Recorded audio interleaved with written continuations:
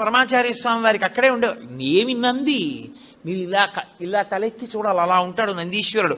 నందీశ్వరుడు కేవలము శివుణ్ణి చూస్తాడని మీరు అనుకుంటున్నారేమో, తప్పు. నందీశ్వరుని యందు ఒక ప్రత్యేక లక్షణం ఉంది. ఆయన విశేషానుగ్రహాన్ని మీకు ఇస్తాడు. ఏమిటో తెలుసా?